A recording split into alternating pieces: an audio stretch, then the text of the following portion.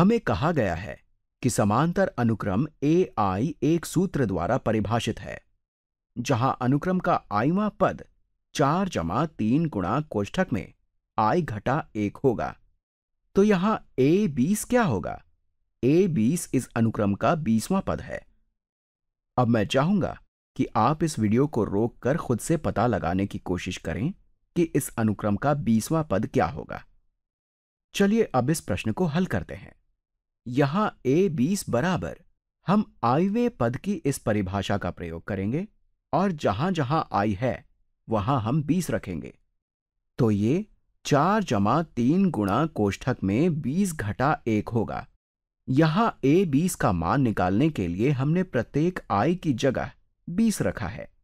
चलिए देखते हैं ये कितने के बराबर होगा।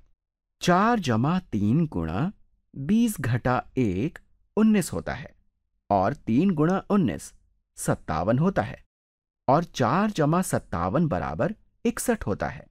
मतलब इस अनुक्रम का 20वां पद 61 होगा। चलिए अब एक और प्रश्न हल करते हैं। इस प्रश्न में भी कहा गया है कि समांतर अनुक्रम अरिथमेटिक सीक्वेंस AI दिए गए सूत्र द्वारा परिभाषित है। यहां A1 हमें पहला पद दिया गया है और कहा गया है कि प्रत्येक अगला पद अपने पिछले पद के रूप में परिभाषित है। यहां AI बराबर AI घटा 1 घटा 2 है।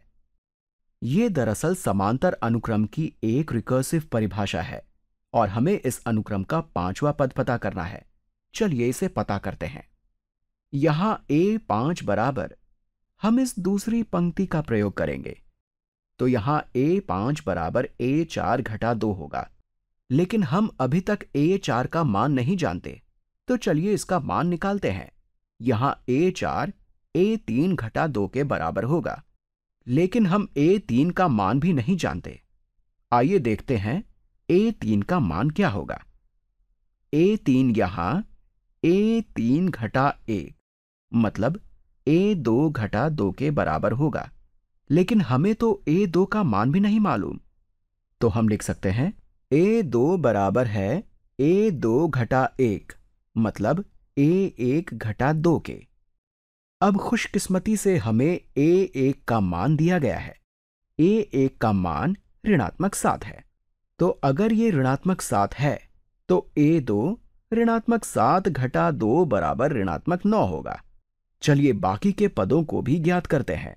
अब अगर A2 ऋणात्मक 9 है तो A3 ऋणात्मक 9 घटा 2 बराबर ऋणात्मक 11 होगा और अगर A3 ऋणात्मक 11 है तो A4 ऋणात्मक 11 घटा 2 बराबर ऋणात्मक 13 होगा।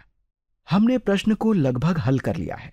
अब हम जानते हैं कि इस समांतर अनुक्रम का चौथा पद ऋणात्मक 13 है।